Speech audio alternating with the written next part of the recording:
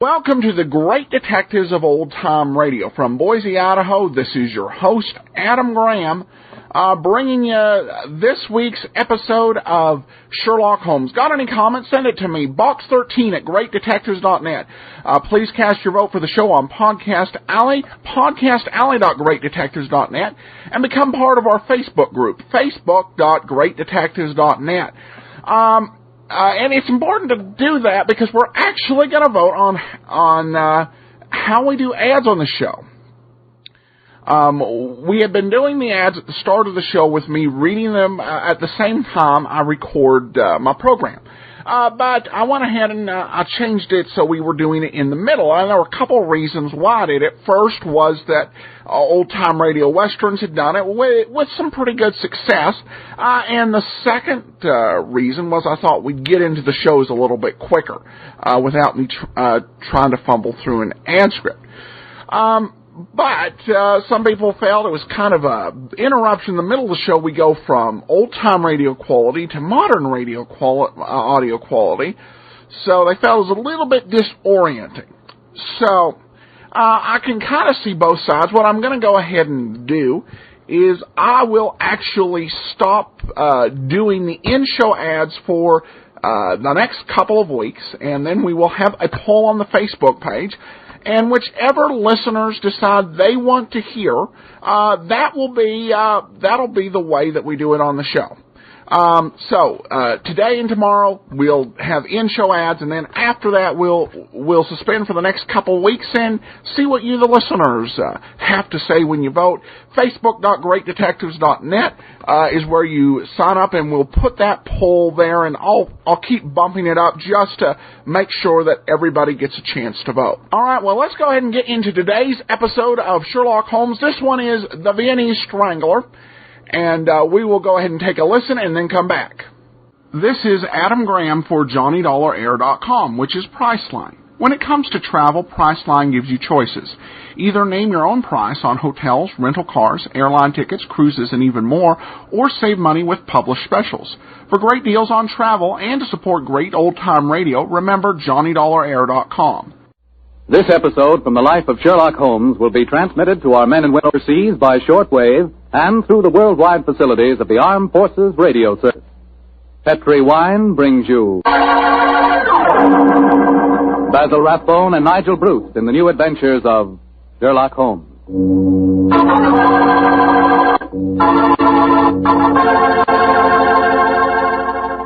The Petri family, the family that took time to bring you good wine, invite you to listen to Dr. Watson tell about another exciting adventure he shared with his old friend, that master detective Sherlock Holmes. And say, I want to ask you if you've sent in for that little present we've got for you. You know, that swell recipe calendar. It's free, of course, and it's really something. It's a 2-year calendar for 1945 and 46, and it's beautifully done in full color. But the best part of it is that it's jammed with recipes and ideas for cooking with Petri wine. Send for your free recipe calendar tonight. Just send your name and address to Petri Wine, Petri, Petri Wine, San Francisco 26, California. San Francisco 26, California. The requests for this swell calendar have been coming in so fast that you better hurry up and get yours before we get snowed under. Write tonight, and we'll send you your free recipe calendar at once.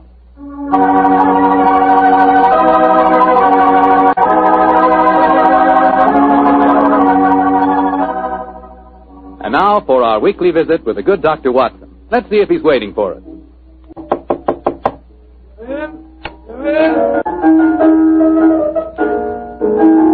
evening, Mr. Holmes. Oh, good evening, Doctor. Playing the phonograph, I see. Yes, my boy. That particular melody has very potent memories for me. Here, I'll turn the thing on. You haven't come here to listen to a Mozart sonata. You want to story, don't you, young fellow, my lad? That's right, Doctor. Well, let's sit down. All right. That's better. Now I'll tell you what. Oh, thank you, Doctor. It began in Vienna in 1889, many years before the insane house painter named Schicklgruber had converted that gay city into a place of fear and oppression.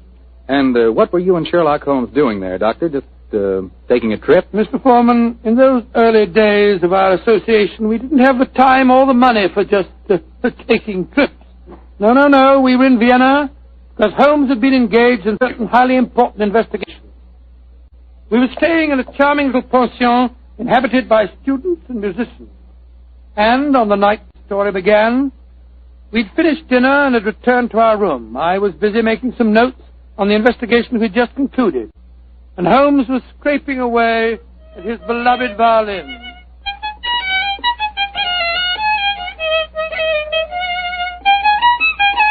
Confound it. What's wrong? Why can't I get it? Oh, it sounds very pretty to me. Pretty, really, old chap. Amateur. A heavy-fingered one at that. Listen to this. Oh, sounds like a fiddler at an Irish wake. Oh, take it easy, Holmes. Take it easy. There's no need to fling the violin down like that. What's an old chap? Why, with all your other excellent qualities, are you not a pianist? What's the piano got to do with it? In this case, everything. There's a piano in this room, and if you could play it, the Mozart sonata I'm struggling with might have some meaning. Come in. Oh, good evening, Fräulein. Wish to see me? You are Herr Sherlock Holmes. That is my name. Then yeah, I wish to see you. I'm Lea Uhlenstein. I live here in this pension. How do you do? This is my friend, Dr. Watson. How do you do, Herr Doctor? Oh, we're glad to meet you, my dear lady. Fräulein Uhlenstein, may I pay my tribute to the brilliance of your piano playing? You have the exact precision of phrasing that Mozart demands. How do you know of me? Both Dr. Watson and I were present at the command performance you gave at the Imperial Court a fortnight ago. Hey, Julius, I knew I'd seen you somewhere before. My friend was just expressing the need of a pianist as you walked in, young lady. Perhaps I'm sorry. I do not play with amateurs. Amateurs? Well, really? I do not mean to be rude. It's just that my life is dedicated to my professional career. I quite understand, Fräulein. And now please tell me, what can I do to help you? I must presume you have come to see me in my professional capacity. Jawohl. That is correct, Herr Holmes. Though I realize to a great detective like you, my problem must seem quite trivial. I'm being blackmailed by a man in this pension. He is Sándor Árpády, a Hungarian painter who lives in the studio upstairs. Sándor Árpády. Yes, I think I've heard of him. Since 2 months now, ever since he know my secret, he's come to me for money, and today he tell me he must have 250 guldens, or he will go to the police. I have not that much money. Herr Holmes, please to tell me what I shall do. Just what hold does he have over you? My brother, Karl, he got into some trouble here, and the police were looking for him. He ran away to München, as you say, Munich, and Sándor Árpády knew of this. He was a friend of mine, so I thought. When this trouble come on my brother, I turned to Sándor for help. He smuggled Karl out of the country, and he turned on me for blackmail. He's a bad man. I wish he was dead. Most blackmailers are cowards at heart, and I think Dr. Watson and I will call on the gentleman. By the way, does he have any written evidence of your brother's crime? Yeah, he has his address in Munich. I show Sándor a letter from him when he first go there, and he keep the letter, will not give it back to me. And if he gave the police your brother's address, they'd arrest him, eh? They would, of course. Yes, of course they would. Herr Holmes, will you please to tell me what I should do? I cannot go on this way. My music... Now, Fräulein, calm yourself. I shall be most happy to help you, and if you will lead the way, we'll see how persuasive we can be with Sándor Árpády.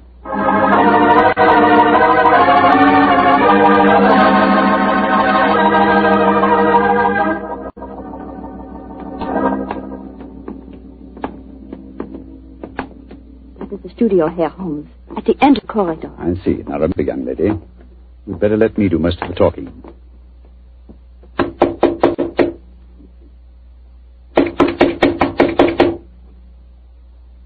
He must be out. That is possible. Locked. I think, bearing in mind our Árpády's profession, we'll take the liberty of opening his door. That doesn't look a very complicated lock to me. Oh, I think this skeleton key will do the trick. It's very dangerous, Herr Holmes. If Sándor finds you... No. Don't worry about that, Fräulein. We're perfectly capable of taking care of ourselves. There we are.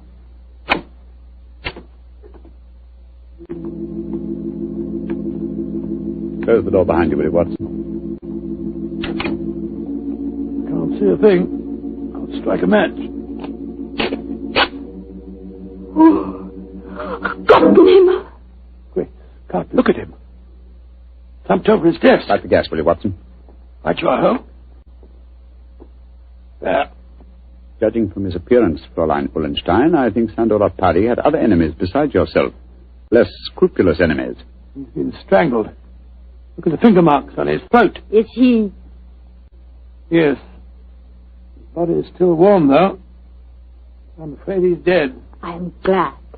He was a bad man. Deserved to die.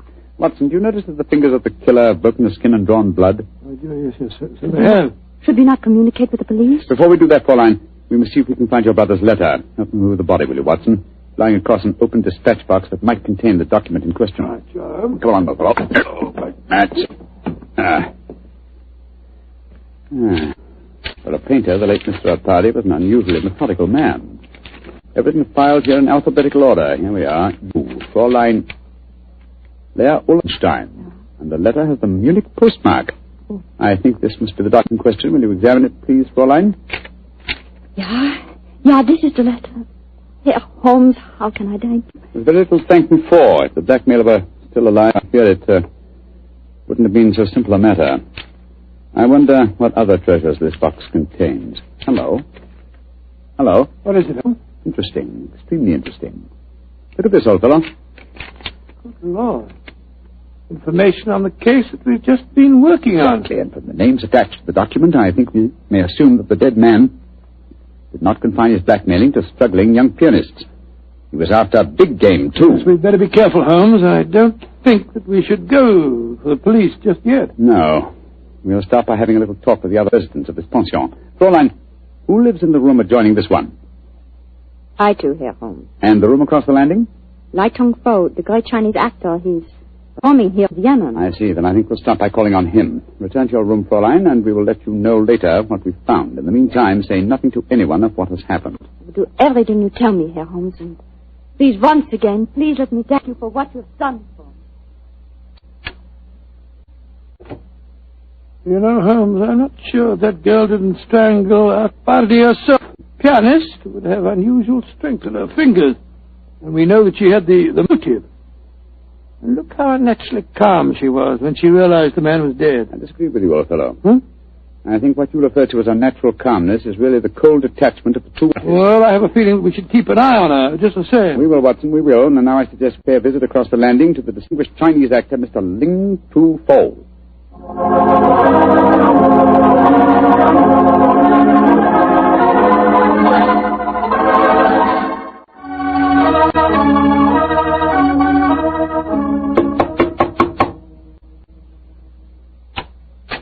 Yes, please. You wish to see me? If you could spare us a moment, sir. But of course, gentlemen. Please to come in. My name is Sherlock Holmes. This is my colleague, Dr. Watson. How do you do, sir? How do you do? I am greatly flattered to meet you. You are not here to see me in your professional capacity, I hope, Mr. Holmes? Oh, no, not exactly. I just wanted to ask you a few questions. Please, to ask me anything. Do you know Sandor Party, the painter who lives across the hall? I know him by sight. We nod to each other on the stairs, not more. I see. Have you been in your room most of the evening, may I ask? But yes, I have been sitting here quietly for the past few hours, reading over the Annex of Confucius. No, Confucius. May I ask, sir, whether you heard any unusual noises this evening? Sounds of a struggle? Or a cry from the direction of Sandor Party's room, for instance? I do not think so. Wait, yes. I think I did hear laced voices in there, and the sound of a cry. About how long ago was this? Oh, an hour ago, perhaps more. Is anything wrong? Has trouble come to Sandor? Sandor? I thought you said you were only a nodding acquaintance with the gentleman. He is a well-known artist. It is only natural I should call him by his first name, Mr. Holmes, even though I do not know him. Has something happened to him? I'm afraid so, but I can't tell you any more about it at the moment. Thank you for your cooperation. We shall see you again, no doubt. Good evening, sir. Good evening, gentlemen. Good evening. That fellow wasn't telling us the truth, you know, Holmes. He seemed to shift it to me. Well, where are we going now? Downstairs to the porter's desk. Oh, There's only one entrance to this house, you'll remember. The porter may be able to tell us of any unusual comings and goings in the last hour or two. Come on, old chap, don't dawdle. There's a great deal of work ahead of us.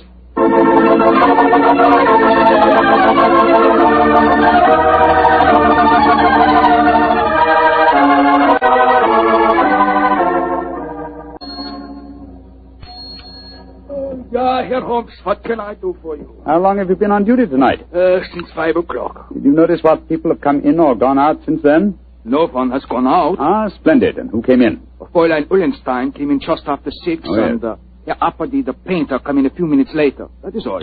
Ah. Who lives in the other ground floor apartments besides Dr. Watson and myself? There are only 2 other apartments. In the one to the right of the corridor lives Madame Janssen. She's a Swedish lady, a sculptor. And in the other? Signora Violetti, the Italian opera singer. Oh, thank you. Thank you very much. I'm much obliged to you. I'm happy to be of service, Herr Holmes. Where are we off to now? Back to our rooms? Oh, we'll call on Madame Violetti if she's at home.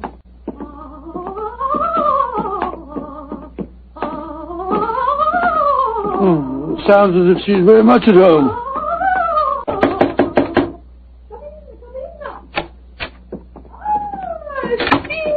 Sherlock Holmes, that is a friend have come to see me. Bravo! Bravissimo! I have so much wish to make your acquaintance. Sit down. No, I'm afraid we can only stay for a moment, madam. My friend wanted to ask you a few questions. Yes, Signora. I just wanted to know... I know your questions. Oh. You play the violin. I have heard you. Yes. You want to know whether the great Valeria will allow you to accompany her in a magnificent soprano aria allo so from Mozart's Il Flauto Magico. Violetti's answer to your question is si. Yes, madam. Forgive me, Signora, but if you don't mind. But that was not one of my questions. It was not? But I will sing it with just the same. You flatter me, but at the moment there are other things on my mind. Signora Violetti, do you know Chandora Paddy? By his side. That is all. He makes eyes at me, but I no pay attention. I do not like ungallant. You haven't seen him this evening? No. I've been alone, reviewing the score at La Traviata. Sempre libera di Dio, poi dare di I am to sing it next week here in Vienna. I hope you will both be present. It would be a great treat for I'm you. sure it would be, Signora. Now, if you'll excuse us. Oh, it is sad you must go so soon. But come and see me again, and I will sing for you both before you leave Vienna. Great Scott, what a ghastly woman. She's not your murderess, I'm sure. And now I suppose we'll have to question this sculptress woman. And then we'll talk to everyone in the house. No, I think before we visit her, we'll examine the dead man's room a little more closely. That black tin dispatch box may hold the key to this mystery.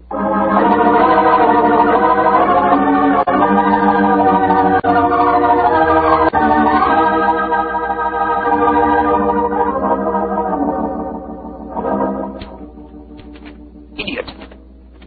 Numbskull!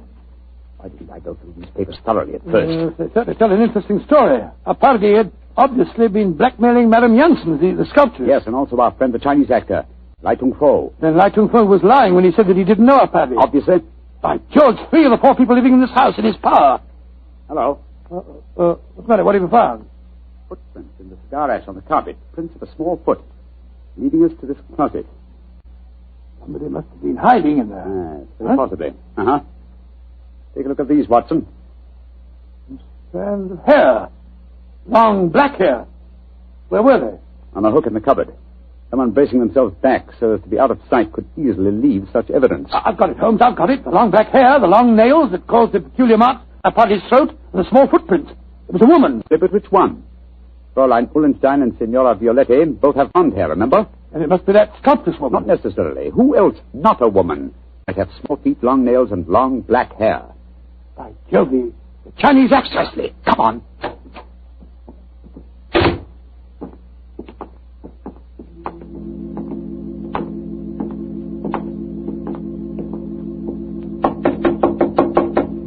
I hope he's still there.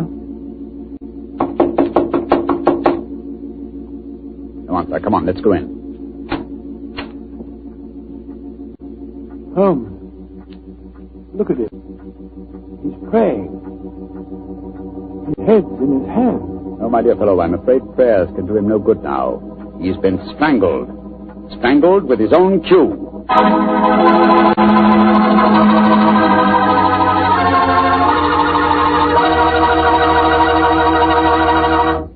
Dr. Watson's story will continue in just a second. So I'm going to take that second for a fast question. I know you've probably tasted port wine, but have you ever tasted Petri California port? Have you? Because if you haven't tried Petri port, well, you can just tell yourself right now you don't know how good a port can be. Petri port is rich, red, and hearty. But what you want to know is, how does it taste? The answer to that is short and sweet. The taste is terrific.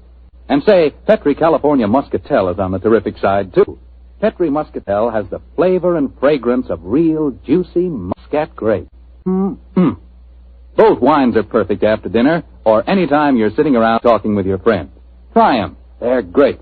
They've got to be, because they're Petri.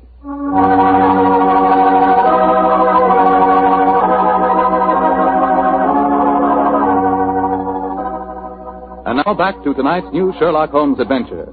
The famous pair are staying in Vienna, where they've become involved in the mysterious strangling of a notorious blackmailer. As we rejoin our story, Sherlock Holmes and Dr. Watson are cross-questioning another of the suspects, a Swedish sculptress by the name of Madame Janssen. What do you want with me? Why have you come in here? Well, we just wanted to ask you a few questions, madam. To admire your figurines, may I ask if you always work in clay? Yeah, but what's that to you? Do you wish to buy some of my sculptures? No, but I assure you the question was pertinent. Tell me who you are and stop wasting my time. My friend is a private detective, madam. A detective? Who sent you here? No one sent me here. I'm conducting an investigation of the murder of Shandor Apadi. Shandor dead? Mm-hmm. Good. I'm glad. Yes, madam, but we happen to know that you had a motive for killing him. He'd been blackmailing you. Get out of here. What right have you to come here and question me? No. Look here, madam. If you know what's good for you, you will answer our question. And if you know what's good for you, you'll get out of here, both of you. Come along, Watson. But, Holmes, you can't possibly... Forgive me, madam, for our intrusion. We meant no rudeness. You have been rude. Intolerably rude. Go away. Whatever made you back down like that, Holmes? Obviously, she's the killer. Rubbish. But her hair was jet black. Yes, but it was short hair. And didn't you notice the size of her feet anyway? She works in clay. If it had been marble, I might have suspected her. Upon my soul, Holmes, I wish you'd tell me what you're driving at. I have the answer to these killings now, Watson. But I'll have to prove it. I'm afraid I must work without you, old chap. Do you mind waiting for me in our room? No. Wait a minute. That may be dangerous. Wait for me in Signora Violetti's room, if you don't mind. I'll join you there as soon as my work is done. Pretend that you have returned because you were so enchanted with her voice. Oh, great Scott, Holmes, you can't ask me to be alone with that dreadful woman. Please do as I say, Watson, and don't question me. There isn't a moment to be lost.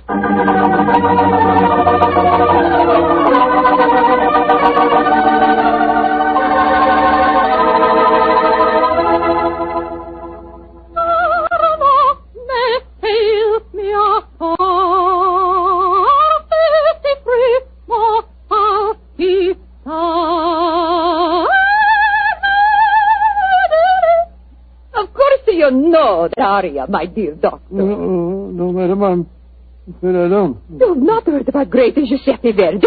Well, I heard him, of course, but I can't identify his work. That was from a Rigoletto, you silly man. Rigoletto? Come, tell me your favorite composer. I will sing a song of his just for you. I will turn the gas light down. No, don't do that. Turn the gas light down. That will be so much more romantic. Now, who is your favorite composer? Oh, I don't know if I have any favorite. What's his name? Wagner's very fine, you know. Wagner is a hobby like most German composers. But the Violatti can master him. Oh, Lord, here she goes again.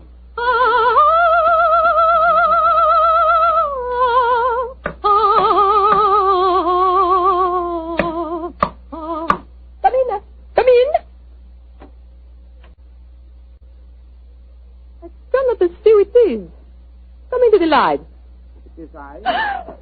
Great heavens, a Chinese actor. Oh, I am sorry to make commotion, but as we say in my country, Those who turn from grave speak with double knowledge. Oh, you devil!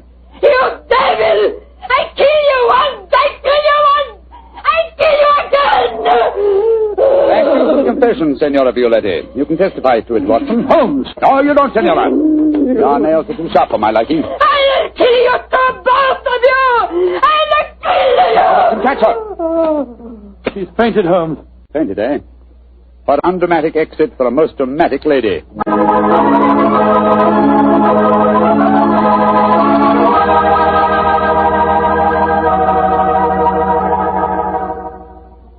Well, Holmes, now that you've turned Signora Violetti over to the police, perhaps you tell me what made you certain that she was a murderess. It was obvious from the beginning that Parry was strangled by someone with long fingernails. When Lai Tung Fo was killed, it ruled him out. Then who was the woman with a motive and long nails? First of all, Elementary, my dear fellow. Was the woman Fräulein Ullenstein? No. Being a concert pianist, her nails were naturally short. The sculptress who worked in clay? Again, no. That would make it impossible for her to mold her delicate figurines.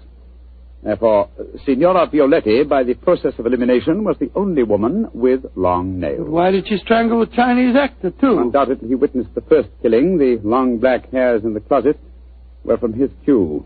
I presume that later he threatened Signora Violetti, and so he himself was strangled. I still don't understand why she strangled our party in the first place. Mr. Watson, I think you'll find that he's been blackmailing her, too. Remember, he had documents incriminating everyone in the house except her.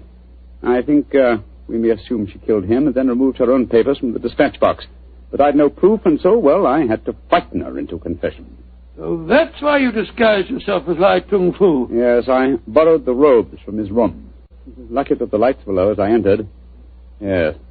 And it's also fortunate that to the average European, all Chinese look alike. Come in. Ah, Fräulein Ulstein. We're coming in to see you in a few minutes. I've been waiting so anxiously. Is everything all right? Well, from your point of view, my dear young lady, yes. There's nothing more for you to worry about. Oh, I would like to repay you, Herr Holmes. I've done very little for you, but if you really feel that you owe me something... Yeah? Well, perhaps just this once you wouldn't mind accompanying an amateur? It would be a pleasure. What did you wish me to play? A Mozart sonata. But of course. The rondo from the E-flat, I suppose. That's splendid. Please, Fräulein.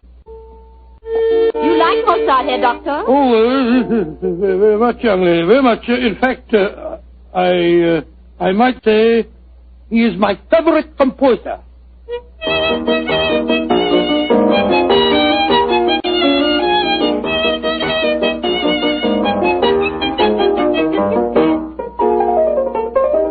Charming.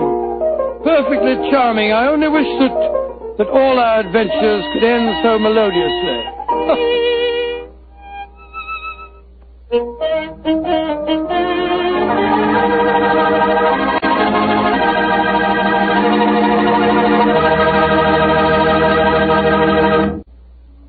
Tonight's Sherlock Holmes adventure is written by Dennis Green and Anthony Boucher and is based on an incident in the Sir Arthur Conan Doyle story, A Case of Identity.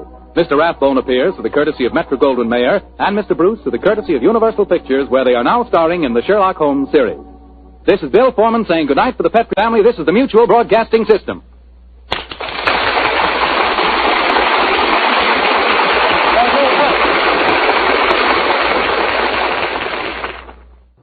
Welcome back.